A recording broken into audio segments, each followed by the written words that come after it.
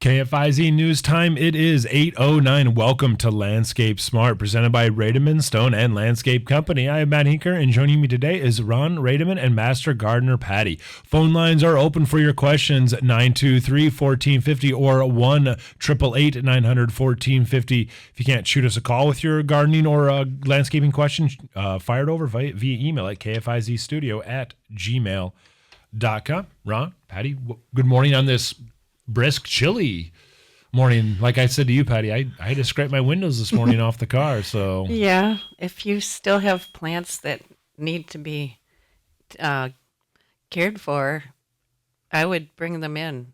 I would have brought them in last night. Yeah, actually. I would have thought so.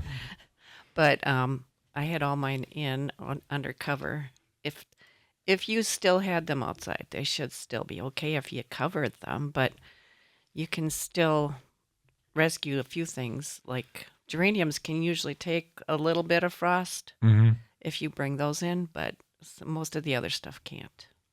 Right? Yeah, they can't. It'll They'll essentially it'll kill them, right? Yes, Yeah. pretty much.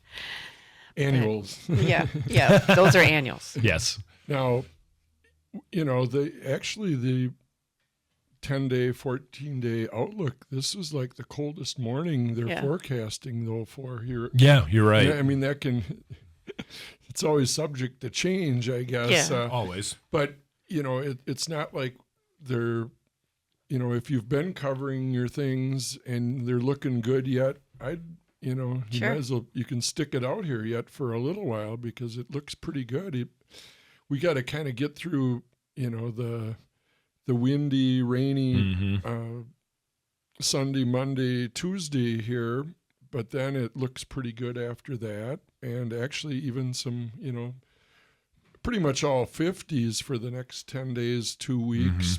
But there's a few 60s even mixed in there. So, we're not bad for November. Let's just put it that way. No, not at all. Yeah. It's just sometimes overnight you got to watch out for. Sometimes we're dealing with snow already, Oh, yeah. Right. So this is pretty, still some pretty nice weather that, like I said, these windy, blustery days that we had a couple of them last week and a couple more up and coming here. But then once we get through there, it looks pretty good. So yeah, I think so. It looks like you said, it looks pretty nice, and it's not going to doesn't look like it's going to be dipping down real low overnight. So yeah, and just kind of that 40s and upper 30s, 40s during at night, and then only up to 50, 55, low 60s in the day, but not bad. So I guess we take it. Sure. And, yeah, absolutely. You won't have to listen to Patty and I tell you to water this morning. Nope. Finally. We got, for the most part, a couple inches of rain here this past week, and it sounds like we're gonna get a couple more. So, for now, I guess you could pick up your garden hoses and put them away I wouldn't put them away completely. I'd just don't. We're not out of the woods here yet, but you weren't gonna have to worry about it for a couple weeks. That's for sure. Yep. But judging by the forecast. All right. I tell you what, we already have our first caller, which is fantastic. So we'll turn to the phone lines right now. You're on with Ron and Patty. Go ahead with your question and name.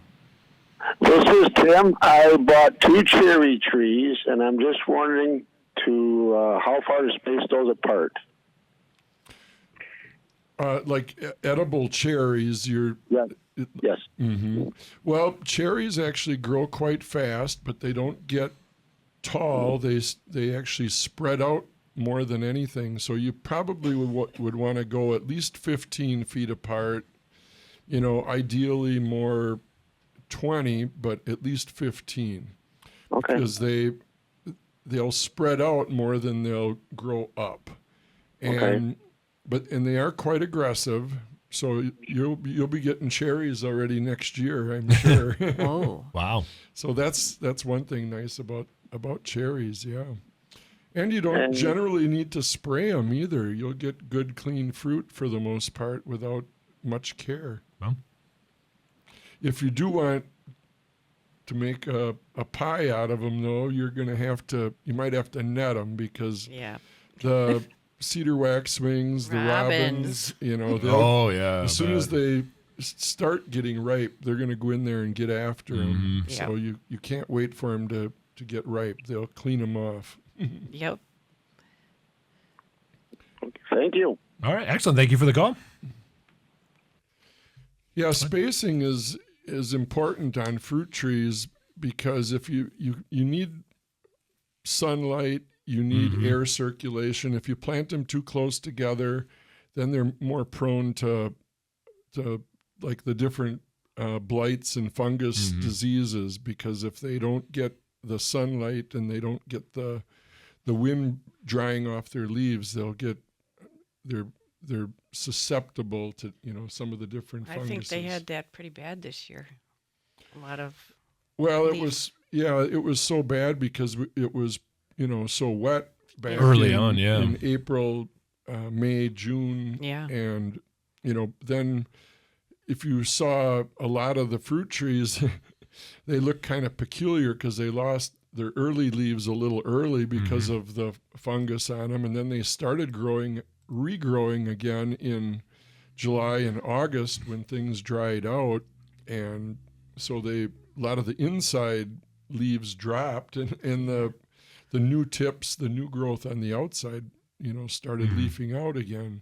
So it's even as you kind of drive around town, so to speak, right now, you look around and some of the flowering crab apples or apples, you know, plums, pears, cherries like that, they still have leaves on them, but just only way at the top, not through the middle of the tree. So because they kind of re-leafed and started growing later in the season, then they didn't.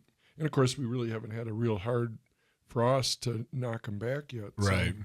So they're still kind of hanging in there yet right now for the most part. So that'll end real soon, though. Once it gets to November. Right. So I have a follow-up question to kind of what the caller there said for either cherry or fruit trees in general. You mentioned about that distance for, you know, the wind and sun and all that. Would you also recommend maybe staggering so they're not completely in line again for airflow and stuff like that? Well, that's a good point. He only had two of them. Right. So you know that doesn't matter too much there. But if you were planting 3 or 4 or 5, I like to kind of offset them and plant them more in triangles or you know, or pentagon like that. That's a little more. That way you allow a little more airspace in between them. All right, I'll tell you what, we'll turn right back to the phone lines. You're on with Ron and Patty. Go ahead with your question and name. Good morning. Could you please tell me when to cut my butterfly bush down? I don't cut those down because they tend to not. They're not easy to winter over, and if you cut it back now, it's going to open up the stem for more frost dieback in the stem. So you're best off to just let it be until spring. Okay, it's about 10 feet tall. It's Wow. a big, That's really older one. big. Yeah. That's good. That's a good variety. Yeah. You've got a good spot for it. Yeah, you must. Yeah, But- it's on the south side. It was here when we moved here, so I have no idea how old it is. Yeah. But when it gets windy, it bangs against the house all the time. That's why I like to cut it down. I bet. Well, you could trim it back a little bit if it's that If hardy it's and doing that large. well, typically butterfly bush are you from the Fond du Lac area? We're in the Two Rivers area. Well, it's actually, you know, Two Rivers is actually a little bit easier to grow butterfly bush than Fond du Lac because you've got that Lake Michigan effect up there. So that's one reason it's doing better than what we typically see in the Fond du Lac area. Right. But so you know, maybe I think what I would do then is just kind of thin it out a little bit, and you could head it back a little bit, and you definitely could do it now. It's probably still green and almost still growing and flowering yet almost. Yeah, like, with all this warm weather, it started getting new little leaves down near the trunk. New growth. And typically, you know, you get some winter dieback on those. Yeah, you do. But the damage occurs on butterfly bush more so in November and December. It doesn't. They can handle the, 10 below, 15 below easier than they can handle, 10-degree weather in November.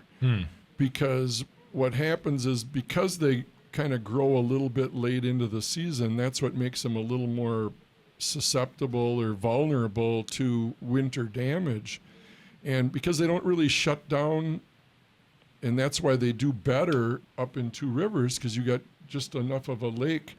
Yeah, Keeps things a little warmer. Yeah, like around here, you get a little further inland over even towards, Ripon, Beaver Dam, or down, those areas. I mean, it got down, into the upper 20s last night, where up in Two Rivers, I didn't specifically look at but it was probably more 35 or 38 up there. Mm-hmm. So, it can be 10 degrees warmer there on a typical November morning just because of the lake up there. Sure.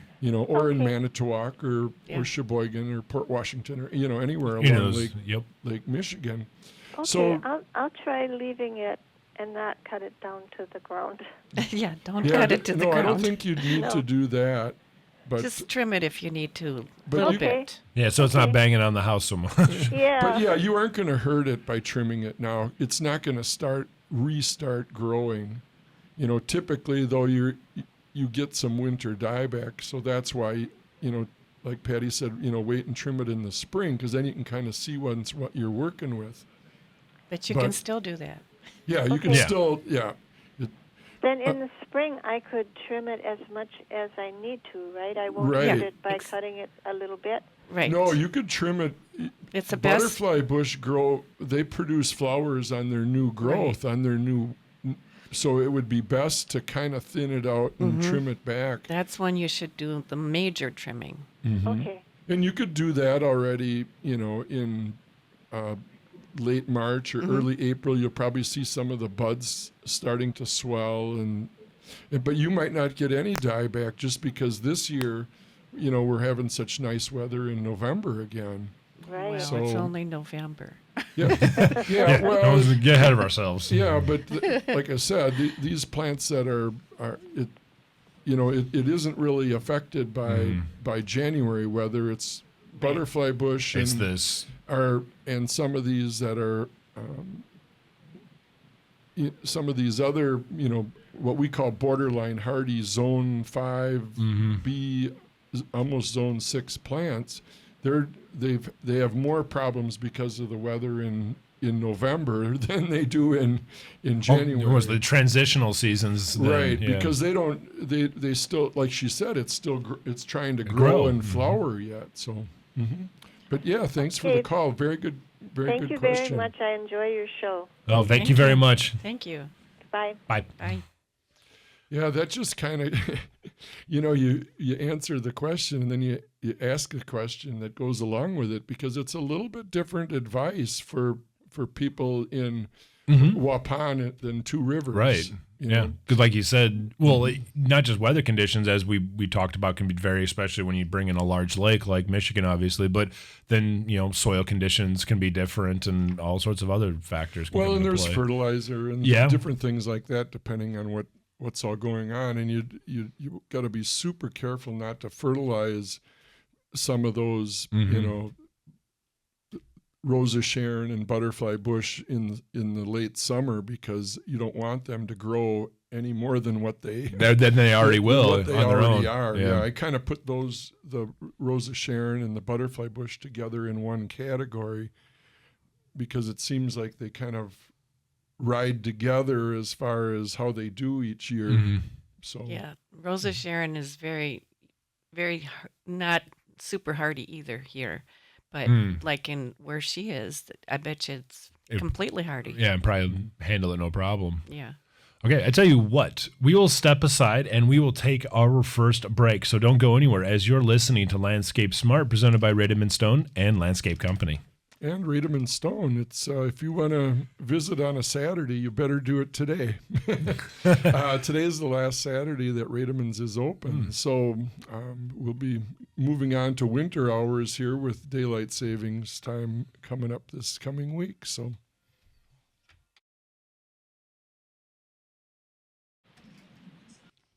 Welcome back to Landscape Smart, presented by Rademann Stone and Landscape Company. I'm Matt Hinker, and joining me today is Ron Rademann and Master Gardener Patty. Phone lines are open for your gardening and landscape questions, so shoot us a call at 923-1450 or 1-888-900-1450. Can't give us a call? You can shoot your question over via email to us at kfizstudio@gmail.com.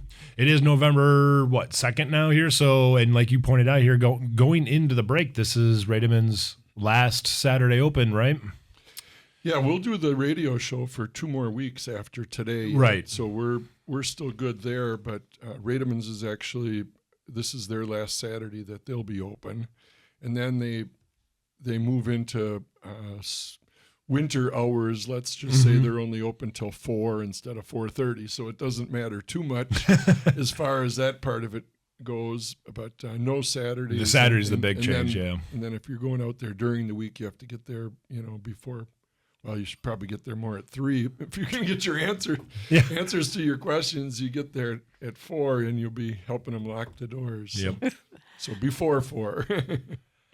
All right, I tell you what, the phone lines are lighting up here this morning, which is great. Well, let's return right back to them. You're on Landscape Smart. Go ahead with your question and name. Okay, this is Mary. And I would like to know what I can do with my asparagus bed. The plants are real green yet, and they're about 4 feet high. So can they be cut down? I don't cut mine back. They don't have to be cut back. Okay. You can leave them over winter. They help collect the snow that, then you don't have to worry about that, die back as much if it would die back, but I just leave mine and then wait until spring and cut them down then. Oh, okay. And you could cut them back though too. It wouldn't it's up really, to you. It's pretty much. It doesn't matter. No that real they're right green. or wrong here. It doesn't Right. matter that they're still green. If you really need to cut them, you can. Okay. Sometimes it just depends if the look you're after. Yeah. If you're trying to clean everything up, then you go ahead and cut them back. But if not, it's okay to go either way with them. Yeah. Okay. And is there any type of cleanup that you could use for weeds in the asparagus? There's not a lot of weeds, but there's some. I don't think you could this time of year anymore. It's a little bit late. Yeah. Well,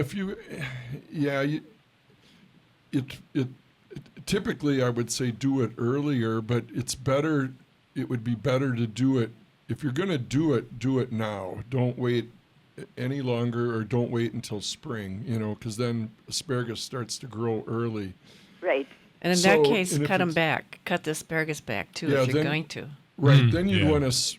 What you'd want to actually do is spray it. If you have like grass there, quack grass, which is more prevalent of a problem in asparagus than actual Weeds. Broadleaf, right. Yeah. Broadleaf weeds, then you could spray cleanup. If you have more like dandelions or other weeds in there, then you would want to spray more of a weed killer on there, because cleanup won't really kill weeds. It really only kills grass. Mm-hmm. What about thistles? Thistles, you'd want to use you could either use like the best one for killing thistles is the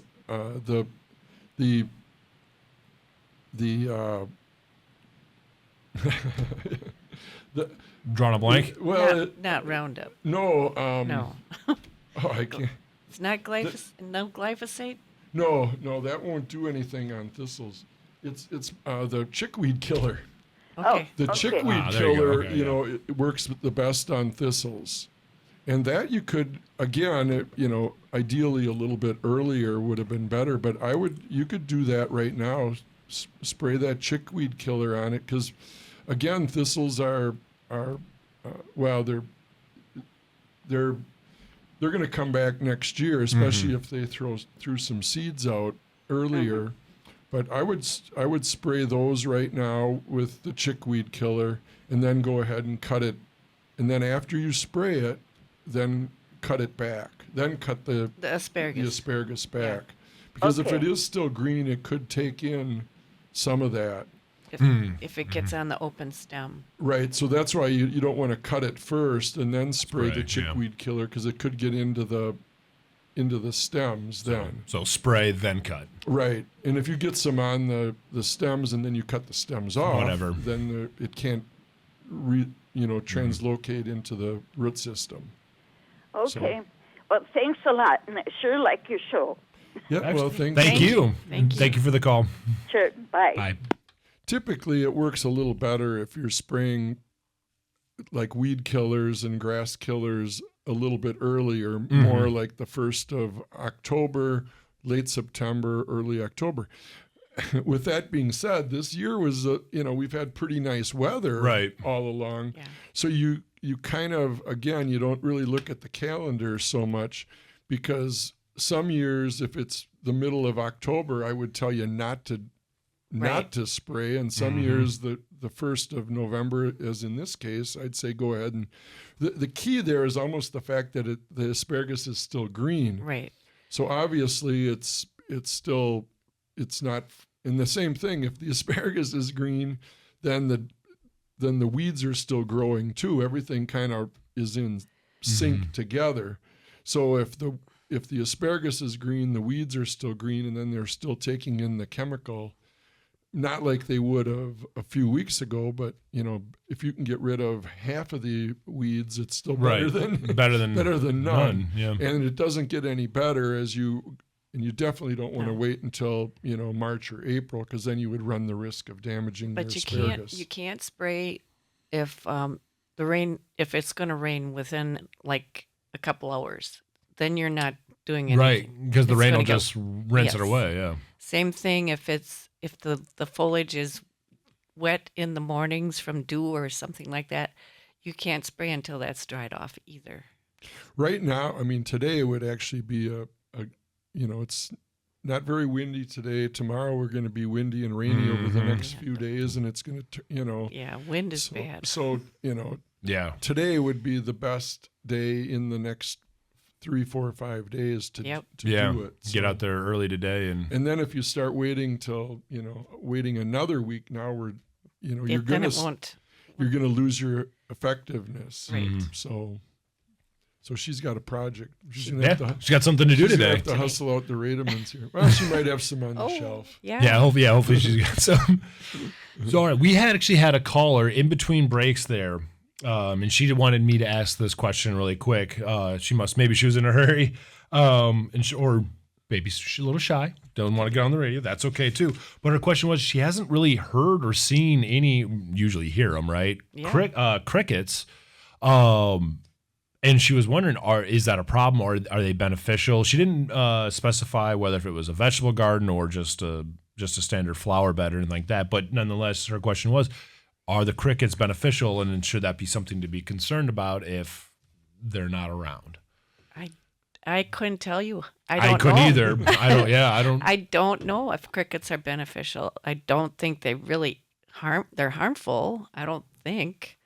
I'd say they're more beneficial as a food for birds and things like that. Right. Would be probably the biggest advantage to crickets. But I haven't seen hardly any. But it's kind of interesting. I haven't either. Yeah, because I haven't really seen or heard them either. Where a lot of times we had fireflies. They were out in spring, but I saw lots of fireflies. Yeah, early spring, early summer, midsummer. late spring. Yeah. But no, hardly any crickets. I don't know. Yeah, I'm not sure what that would be unless it Not was sure. too wet in the spring and too dry in the late summer or something. If Yeah, that affects or- crickets, I or- don't really know. Do you happen to have more feral cats running around the neighborhood? That doesn't have anything to do with crickets, though. Oh, mine will hunt crickets sometimes. So, oh yeah. I don't think your cat's going to get fattened up on crickets. No. No, I No, don't. not worried about putting on the weight due to crickets. So, but I tell you what, we will step aside. We'll take our second break. So don't go anywhere as you're listening to Landscape Smart, presented by Rademann Stone and Landscape Company. So yeah, Rademann's is open today yet until noon, and you can still get a delivery. Just give them a call out there at 920-922-7612 or stop on out just 3 miles south of Fond du Lac, east on County B.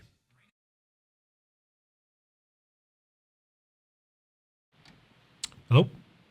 Hello. Hi. Yes, we just started our commercial break, but I'll bring you on when we come out, and you can ask your question. Sure, thanks. Yep, you're welcome. Welcome back to Landscape Smart, presented by Rademann Stone and Landscape Company. I'm Matt Hinker, and joining me today is Ron Rademann and Master Gardener Patty. Phone lines are open for your landscaping and gardening questions, so give us a call at 923-1450 or 1-888-900-1450. Can't give us a call? You can shoot us an email at kfizstudio@gmail.com. And speaking of the phone lines, we'll return right back to the phone lines as they're lighting up, which is great for us. Go ahead with your question and name for Ron and Patty. Yeah, this is Bob. I was wondering, I've seen more grass snakes around this year than I've seen in quite a while, and I thought maybe that had something to do with That the crickets. very well could be, yes. They'd have to eat a lot of crickets. I think. Yeah. I don't see grass snakes, but I don't know. Well, and that could be a contributing factor. And it's kind of funny because you mentioned that, and I'd say I saw more snakes this year too than what I've seen in the last few years, and I don't know what would be the cause of that. I would imagine the warmer weather in terms of snakes, right? Being a cold-blooded animal and everything, so having that longer, warmer weather throughout the longer stretch, perhaps giving them better, But maybe longer breeding / yeah, or maybe the mild winter, Exactly, something yeah. might have helped them out or helped them get, I haven't heard a lot of frogs either. I had a couple tree frogs early in the year, but I haven't heard many in the summer. And also could be possibly snakes as well, as that would also be would probably be on their diet as well if they're small tree enough. frogs are pretty tiny. Yeah, exactly. So Ron, do you have fruit tree spray year-round? Yes, we do. And we've got a couple of different ones, but they're, and it's more just depending on how you prefer to spray it. I like the one that has works on the hose end sprayer. If your fruit trees aren't too far away from your garden hose, that's kind of works the easiest for spraying. No, I have a battery-operated tank sprayer. Oh, yeah, and we have it available, have the spray available in where you can mix, in concentrated also, where you just mix with water. I've only Sure. got like 7 dwarf trees, but I never sprayed them before, and they're about 3 years old, and they're starting to develop pretty well now, and I figured it's about time I start spraying these things. Well, and it's your timing is real good. Like you said, the first couple of years it doesn't matter so much, but once you start getting into the 3rd and 4th and 5th year, you're going to start getting a lot more new growth and a lot more fruit on them. Right. Hopefully, so yeah, now would be a good time to get started with that. Sure. Should that be stored indoors, or does it matter if it gets cold out in the garden shed? It's best if it doesn't freeze. Right. Okay. So I would store it in the basement rather than in an outdoor shed. Well, I'm in an upstairs apartment. Oh, well, that, yeah, and that would certainly work too, and we should have it earlier in the spring yet too, if you want to wait. But sometimes we do sell out, we don't, and it can take us, time to get it. So, if you're going to, so yeah, definitely. Early bird gets the worm. The early bird gets the worm, yeah. But I know we do still have some right now yet, so. Right. Okay, thanks. Sure. thank you for the call. Yep. Bye. All All right, I tell you what, we will stick to the phone lines. You're on with Ron and Patty on Landscape Smart. Go with your name and question. I missed them, so unfortunately. But do if you're that caller, do try to call back in 923-1450 or 1-888-900-1450. While I wait to see if anyone else does call it. I actually have a quick question of my own. I haven't done the final step for the lawn yet. I didn't figure it's. I just probably thinking maybe next weekend here, especially with all the rain here coming up early on this week. What are your thoughts on that? And then Patty, my question is: would you recommend anything for like a garden bed or anything like that to do in terms of that? I want you guys to hold on to that because we have phone lines are back going. You're on Landscape Smart with Ron and Patty. Go ahead and ask your question. Yeah, I was wondering, my gladiolas are green yet. If I should cut them off and dig them out, or wait until the tops turn brown before I dig them. When I did have gladiolas, I would dig them and put them in a dark place and let them dry, and then cut the tops back. So just leave the tops on when you dig them out. Lay them out somewheres where they can dry out, and then after they dry out somewhat, you can cut the tops back. Okay, and then I got another question. My wife, she would like to plant, or was talking like a burning bush, and I thought they were invasive. Is there like a non-invasive one, or would you recommend a different, plant that would turn bright red like that in autumn? I don't know any that turn bright red. Yeah, nine barks are pretty all the time. Well, burning bush, typically, if you plant, right, like nowadays, it's really difficult to find a true old-fashioned burning bush. For the most part, you're going to get one of the newer varieties. And so where they used to be invasive, 30 years ago, 40 years ago, 60 years ago, now they aren't really classified as invasive anymore. If you get the one of the newer, more compact dwarf burning bush or compact burning bush, and it's really difficult to even find the old traditional seedling burning bush. You might be able to find them in a online or in a catalog, but any garden center, I don't even see them available at any nurseries, wholesale growers, or anything.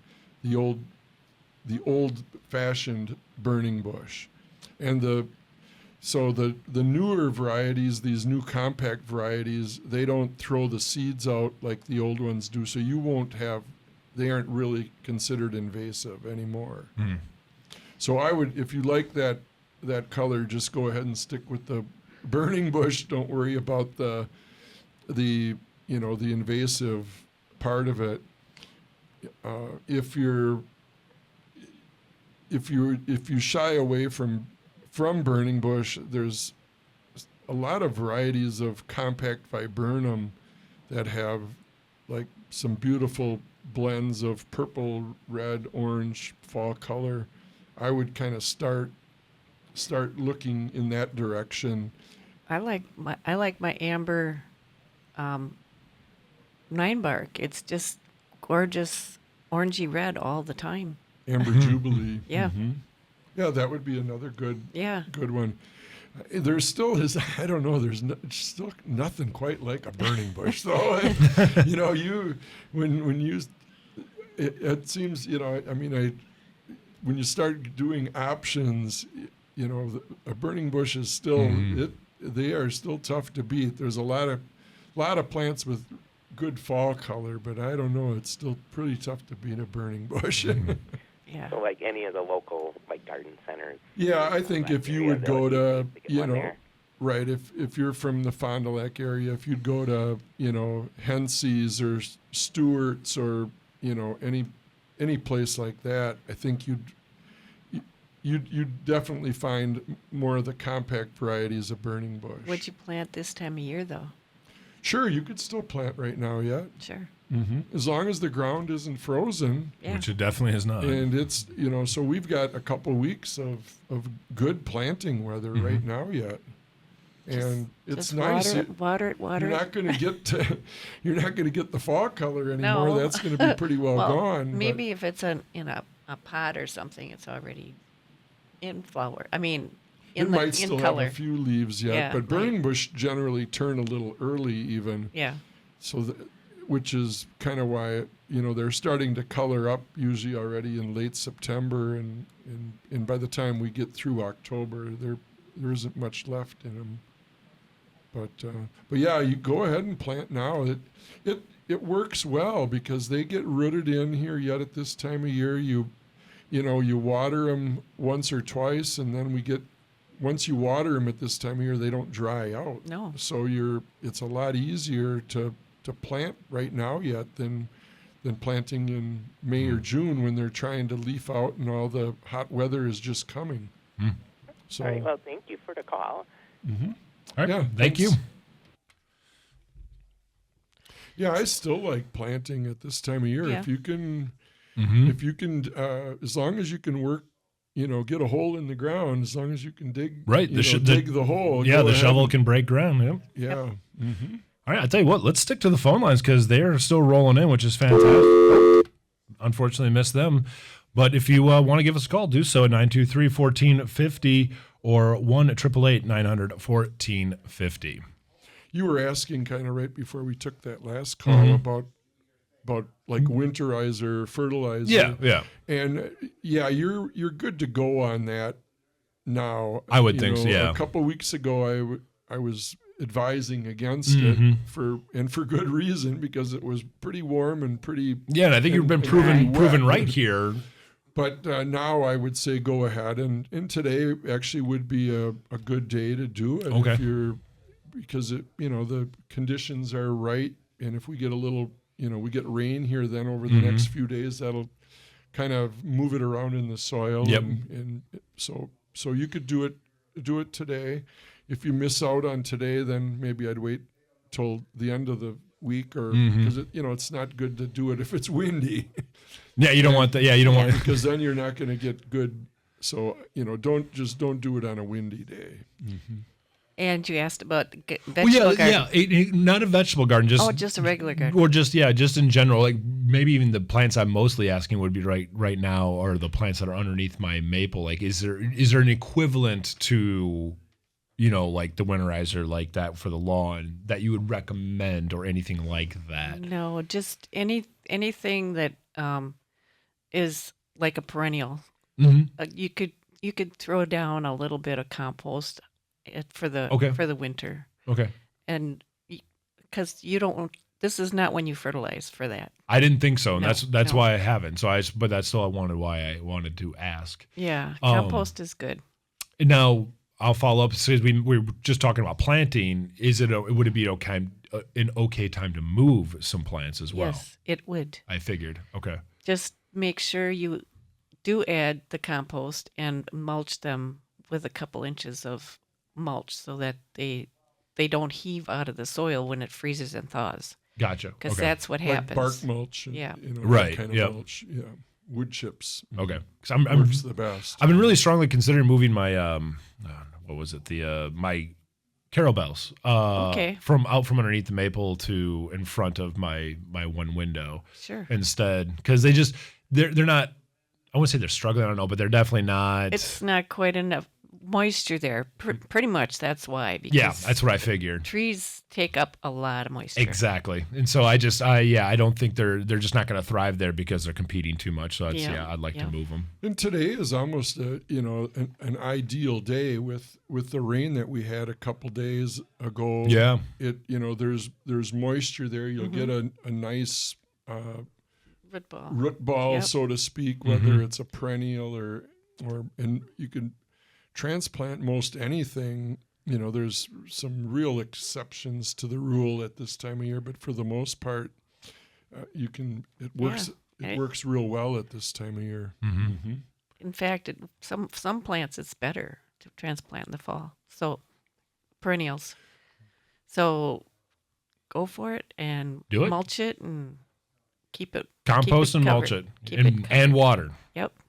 All right, I tell you what, we'll step aside for a really quick final break. Don't go anywhere as you are listening to Landscape Smart, presented by Rademann Stone and Landscape Company. So, yeah, Rademann's open today, the last Saturday of 2024 that we'll be open on Saturdays. We're just 3 miles south of Fond du Lac, and stop on out, exit off of Highway 41 on the County B to the east. We're right down the road about a quarter mile. All right, welcome back to the final segment of Landscape Smart, presented by Rademann Stone and Landscape Company. I'm Matt Hinker, and joining me today is Ron Rademann and Master Gardener Patty. Our phone lines are open for any and all of your landscaping and gardening questions, so give us a call at 923-1450 or 1-888-900-1450, or you can shoot us an email at kfizstudio@gmail.com. Or if you didn't happen to catch this show from the beginning entirely, or you missed last week's show, you could always just find us on YouTube, right, Ron? Yeah, all you have to do is just go on YouTube and search for Landscape Smart 24, as in 2024, I guess, and it'll pop right up. You can, if you tuned in late, you can listen to the beginning of the show, or if you listen to want to hear last week's show, that works too, or actually, spring shows from way back. Yeah, absolutely.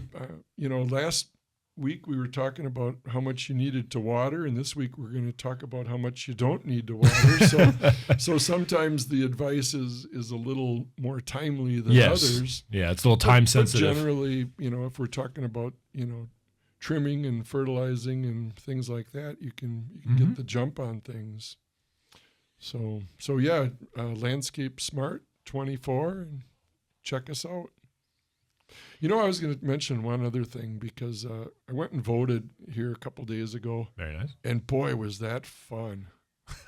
Well, it's here in Fond du Lac, you go to the city-county building, and, you pull up. There was a parking spot right next to the handicap parking spot. I walked in, took me about 5 minutes. Right.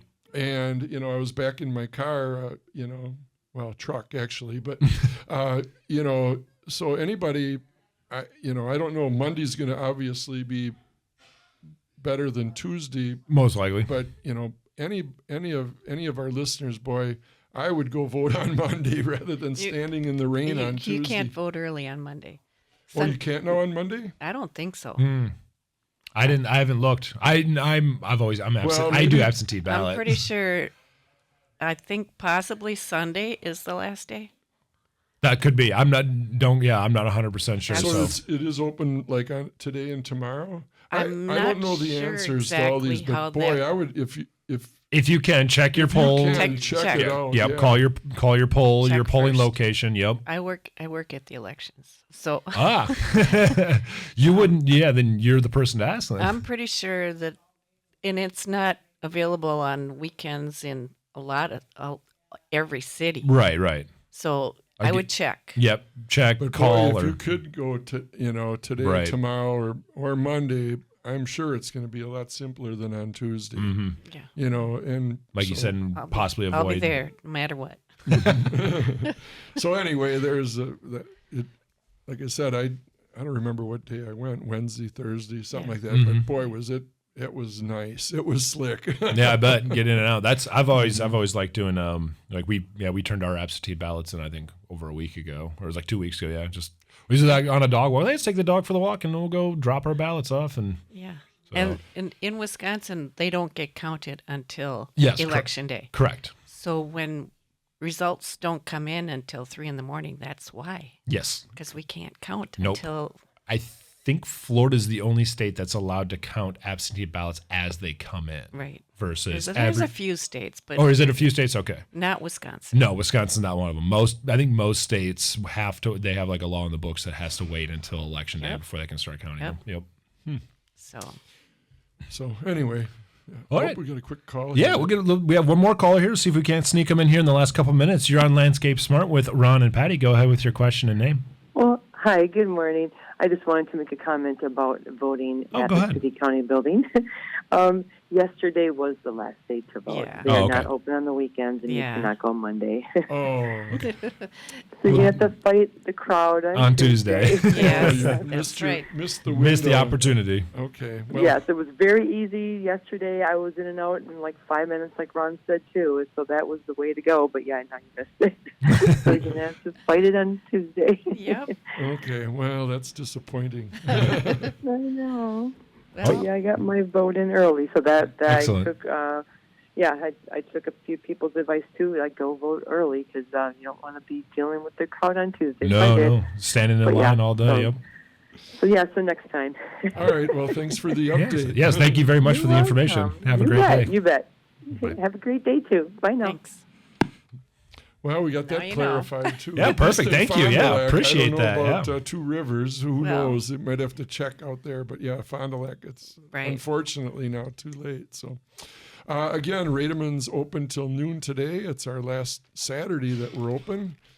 And then Monday through Friday now until 4 o'clock. So we're just 3 miles south of Fond du Lac, east of 41 on County B, or give us a call, 920-922-7612, and we'll get you a delivery out yet today Excellent. or next week. Or whenever you get a chance, right? Ron, Patty, thank you so much as always. Hopefully you guys had a happy Halloween. Yeah, I was in Kentucky. Oh, very nice. Yeah. We have a decent amount of trick or treaters. Great. Don't go anywhere as the Jerry and Karen Schneider Polka Show is coming up right here on 1450.